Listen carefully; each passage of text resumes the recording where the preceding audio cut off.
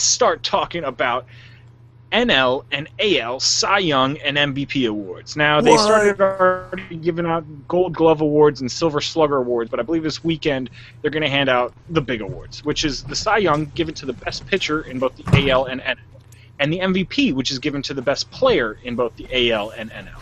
And Brendan decides he doesn't want to have any part of this conversation, so he's just gone. He's taking off. So let's start with the NL.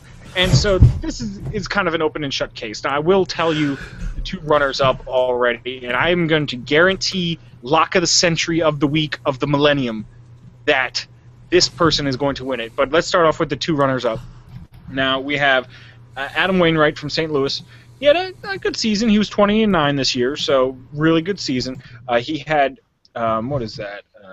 2.38 ERA, so nothing to scoff at. That's a really good. That means he pretty much scoffing at it. 2.38 runs per 9 innings pitched, so that's pretty darn good. Now, he did have 179 strikeouts in 227 innings, so great year.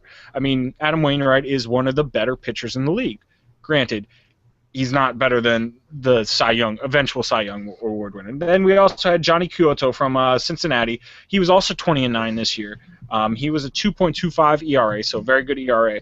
But this guy was amazing in strikeouts. He had 242 strikeouts in 243 innings. So that means he had about a strikeout an inning. So, yeah, you can't really bat that. He was fanning batters all year long. And, Cincinnati, they started out really hot, and then they kind of fell apart. So it's not his fault. He still did his job. It's just the rest of the team didn't. But, yeah, so the eventual Cy Young Award winner will be Clayton Kershaw. This guy was just lights out. He was 21-3. He had a 1.77 ERA. I believe he's the only pitcher in history to have an ERA under 2 or 3 years in a row. I think this is his third year in a row.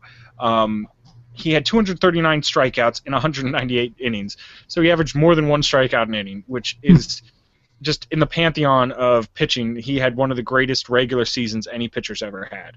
And that's not even to mention he probably would have had more stats on there, but he missed the first 6 weeks, I believe, of the year. So, yeah. And he was the guy who got the $215 million extension at the beginning of this year and proved that he is well worth it. So look for him to get his second Cy Young award in a row. And let's stay on the NL side, and let's talk a little bit about the MVP. Now, if you watched any of our videos, which you should have, what's wrong with you? You know who I'm going to say is the MVP. But I'll just give you the other two runners-up. Number one was first baseman Giancarlo Stanton. This guy was a stud out there in Miami until he got hit in the face with a pitch and broke his jaw, which was just crazy. I mean, it was a horrible injury. If you saw that, man, his face blew up right there. But yeah, he hit 37 homers and missed like the last month and a half of the season. So nothing too shabby there. And he was also second in on-base percentage, so he was always on base. Then we have Andrew McCutchen, the 2013 MVP award winner from the Pittsburgh Pirates.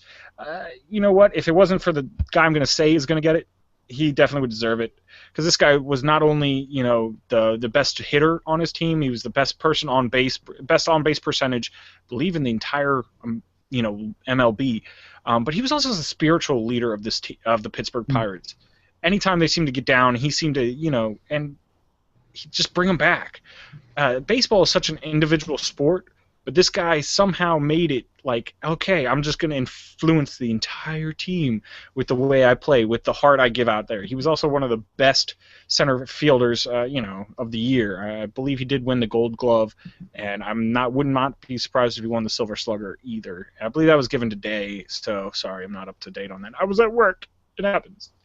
But yeah, the person I think is going to win the MVP is actually Clayton Kershaw. Now, this will be the first time since 1968 that a NL pitcher has won both the MVP and the Cy Young. It really does not happen very often, but Clayton Kershaw, you just saw, I rattled off his stats for this year, but every time the Dodgers would start falling down a little bit, his start would come, and he would just, for lack of a better saying, he would stop the bleeding. If they were losing 3 games, when he came to pitch, they won. I mean, it didn't matter what this guy did. He could do no wrong. And then he would always push them on another spurt. Now, they had a great pitching staff. They have Zach Greinke. They have Josh Beckett. Both of those guys pitched solid this year. But Clayton Kershaw was above and beyond any other pitcher, almost any other pitcher season that has ever happened. So, yeah. Now, when I say 1968 was the last time an NL pitcher has won the MVP and Cy Young, it did happen in 2011 in the AL, but different league, different division, different league, yeah. So you can't quite count the two. I don't know why. I would think that it would be more likely in the NL than in the AL, because the AL also has the designated hitter, and as I'll go through the stats of the AL Cy Young pitchers, their ERAs is usually about a point higher, because in the NL you do have the pitchers hit, and those are traditionally some of the worst hitters out there because they don't take batting practice generally. Traditionally, but you do have lots of exceptions for that too. Like, and they only hit once every 5 days, and stuff like that. Yeah. But well, what's his face? Speaking We've of had AL, there was let's pitchers jump- that set records, like home run records, in the last 20 years. What?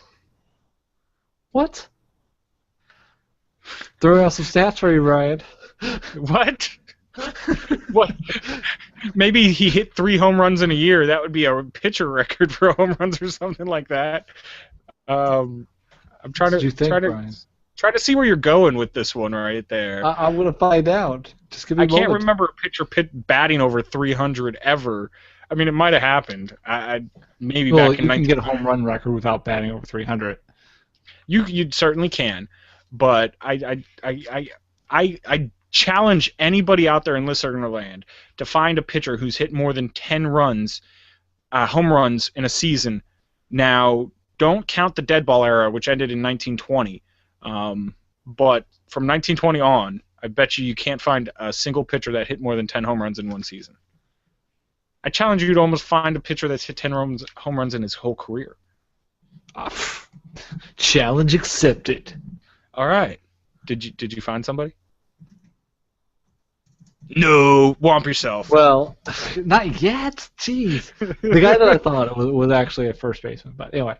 Wait, who'd you think? For some reason, I thought Mark McGwire. Don't say Mark McGwire. Oh, Mark McGwire. Close enough.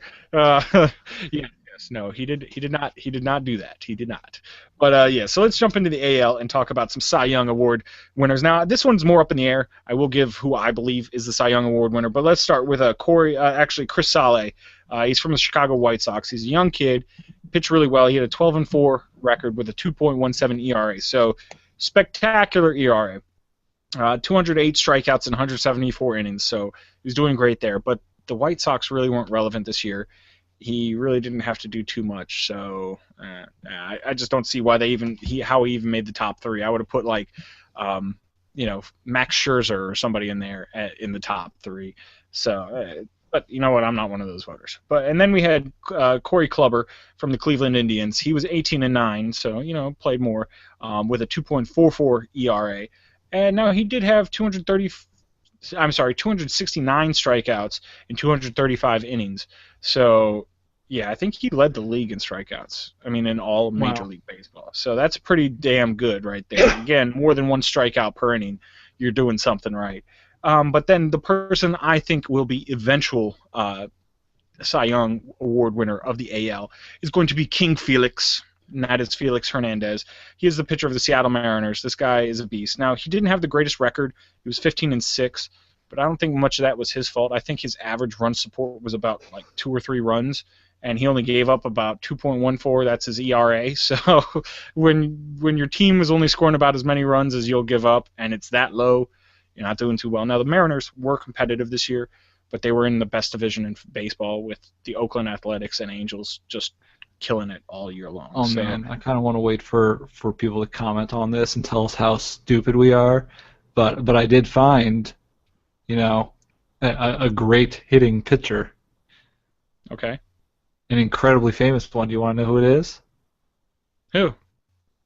Babe Ruth.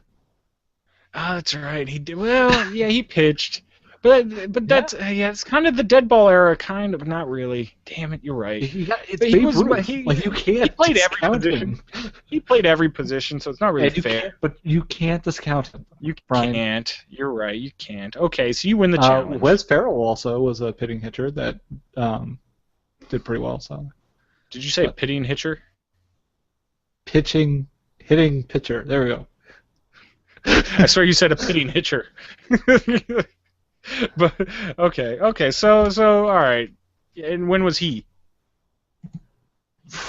Don't tell me in the 30s too. They don't even have a picture for him. So.